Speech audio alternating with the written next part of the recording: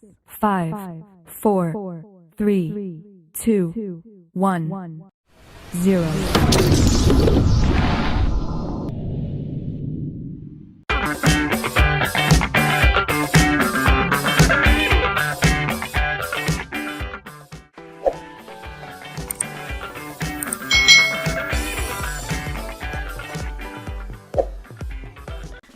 Hai hai hai, selamat datang di channel YouTube Kak Citra. Apa kabar adik-adik semuanya? Kak Citra berharap kalian dalam keadaan yang baik, sehat, dan siap untuk belajar ya. Hari ini kita akan belajar bersama-sama untuk mata pelajaran tematik kelas 5. Kita belajar di tema 8, lingkungan sahabat kita, subtema 1, manusia dan lingkungan, pembelajaran yang keempat. Mari adik-adik kita belajar dengan penuh semangat ya. Dalam pembelajaran kita, pembelajaran ketiga adik-adik, disebut bahwa manusia dapat memanfaatkan sumber daya alam dari lingkungan dalam usaha pertanian. Bagaimana dengan jenis usaha lainnya? Yuk kita cari tahu bersama-sama. Jenis usaha masyarakat Indonesia. Sebagian besar masyarakat Indonesia ini memiliki usaha yang bergerak di bidang pertanian.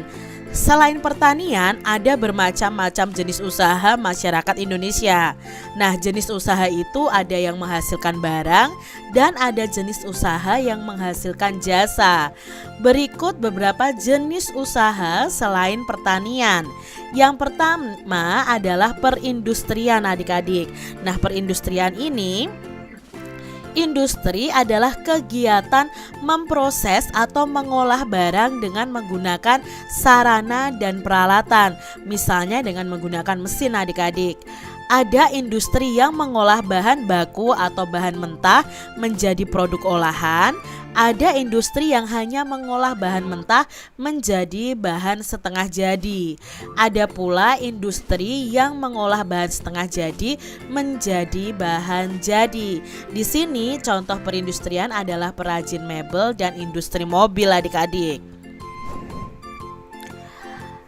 Ada industri besar dan industri kecil. Nah, industri besar ini menggunakan peralatan, modal, dan tenaga kerja dalam jumlah yang besar adik-adik. Industri kecil itu menggunakan peralatan, modal, dan tenaga kerja dalam jumlah yang lebih kecil. Contoh industri kecil itu antara lain adalah perajin mebel, pembuatan tahu dan tempe, lalu perajin keramik. Sedangkan contoh industri besar antara lain industri baja, industri mobil, dan industri tekstil. Berikutnya ada perdagangan nih adik-adik. Perdagangan adalah semua hal yang berhubungan dengan kegiatan jual beli dalam perdagangan ya. Ada perpindahan hak milik. Pedagang membeli barang atau jasa dari suatu tempat pada waktu tertentu, kemudian menjualnya ke tempat lain dengan tujuan memperoleh keuntungan adik-adik. Tanpa adanya perdagangan, setiap orang itu harus memproduksi sendiri segala kebutuhan hidupnya. Pasti lebih ribet nih adik-adik kalau tidak ada pedagang. Dengan adanya perdagangan ini, produsen bisa menjual hasil produksinya pada konsumen. Barang-barang yang diperdagangkan antara lain adalah bahan makanan, pakaian, hewan, barang elektronik, kendaraan bermotor, dan selain sebagainya. Ini adalah contoh kegiatan jual beli di pasar dan jual beli di toko swalayan ya. Ada perbedaan di sini adik-adik. Lalu berikutnya adalah jasa. Nah, di sini ada usaha di bidang jasa. Jasa adalah segala aktivitas atau manfaat yang ditawarkan kepada orang lain. Jadi di sini tidak menjual barang atau memproduksi barang ya.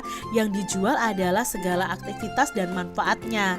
Meskipun tidak menghasilkan barang, seperti misalnya industri konveksi menghasilkan pakaian, usaha jasa ini memberikan pelayanan adik-adik.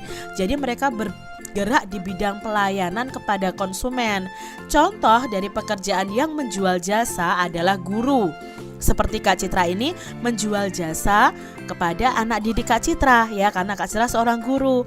Lalu ada pengacara, ada dokter, ada montir, lalu ada jasa keuangan, pemandu wisata, polisi ya. Itu adalah usaha di bidang jasa. Adik-adik, temukan pengertian dan ciri-ciri dari setiap jenis usaha. Mari kita tuliskan pada peta pikiran berikut ini. Nah, di sini jenis usaha masyarakat di Indonesia berdasarkan bacaannya tadi ada 3, yaitu perindustrian, perdagangan, dan jasa. Kita akan memahami pengertiannya dan ciri-ciri dari masing-masing jenis usaha masyarakat Indonesia. Yang pertama, perindustrian. Pengertiannya tadi apa? Industri adalah kegiatan memproses atau mengolah barang dengan menggunakan sarana dan peralatan, misalnya mesin. Lalu ciri-cirinya apa? Harus memiliki modal yang besar, memiliki tenaga kerja yang handal, mengolah bahan baku menjadi barang jadi atau setengah jadi, berusaha menghasilkan produk yang berkualitas dan menyediakan layanan purna jual. Lalu berikutnya ada jenis usaha perdagangan. Pengertiannya apa? Perdagangan adalah semua hal yang berhubungan dengan kegiatan jual beli. Ciri-cirinya apa perdagangan ini? Ciri-cirinya itu mempunyai tempat penyimpanan barang yang dibeli sebelum dijual lagi. Lalu harus mengemas barang dagangan dengan baik dan menarik, menyediakan kemudahan layanan bagi konsumen. Ini ciri-ciri dari perdagangan. Berikutnya, jenis usaha di bidang jasa. Pengertiannya jasa adalah segala aktivitas atau manfaat yang ditawarkan kepada orang lain atau konsumen. Nah, ciri-ciri di jenis usaha bidang jasa ini, yang pertama adalah mengutamakan layanan yang baik kepada konsumen. Jadi memberikan pelayanan yang baik adik-adik. Yang kedua, membutuhkan keahlian khusus sesuai jasa yang ditawarkan. Jadi misalnya Kak Citra sebagai guru, jenis usahanya kan di bidang jasa guru itu. Kak Citra harus memiliki keahlian khusus ya, keahlian khusus sesuai jasa tersebut. Untuk menjadi guru ya harus sekolah dalam jurusan pendidikan, seperti itu adik-adik. Lalu menjaga loyalitas atau kesetiaan dari para pelanggan. Itu tadi pengertian dari masing-masing jenis usaha dan ciri-cirinya. Buatlah kelompok besar yang terdiri atas 10-11 siswa. Jadi kalau kalian nanti sudah masuk sekolah, kalian bisa membuat kelompok adik-adik. Lalu kalian mengidentifikasi jenis usaha apa yang dilakukan oleh keluarga kalian dan tetangga kalian serta manfaatnya. Lalu kalian tulis dalam bentuk tabel, contohnya seperti ini. Jadi ini Kak Cira sudah membuat contohnya ya. Nama siswanya siapa, usaha keluarganya apa, manfaatnya apa. Misalnya Edo, usaha keluarganya itu adalah dokter ya. Itu di bidang jasa. Manfaatnya apa? Oh, memberikan pelayanan kesehatan. Udin, keluarganya itu dalam bidang perdagangan. Karena dia keluarganya itu ada yang menjadi pedagang sayur. Manfaatnya apa? Oh, mendistribusikan barang atau mendistribusikan sayur-sayuran. Lalu keluarganya Dayu itu di bidang pertanian. Ayahnya dan ibunya seorang petani. Oh, manfaatnya apa usaha ini? Oh, penyediaan bahan pangan. Lalu misalnya contohnya Beni. Orang tua atau keluarga Beni itu bekerja di bidang perkebunan. Perkebunan apa? Misalnya kopi. Nah, manfaatnya apa? Oh, ternyata sebagai penyediaan bahan pangan juga. Lalu misalnya keluarganya Lani. Oh, dia itu bekerja di bidang jasa, khususnya ojek online misalnya. Saat ini kan sedang marak ya ojek online. Lalu manfaatnya apa? Oh, manfaatnya dalam bidang pelayanan transportasi.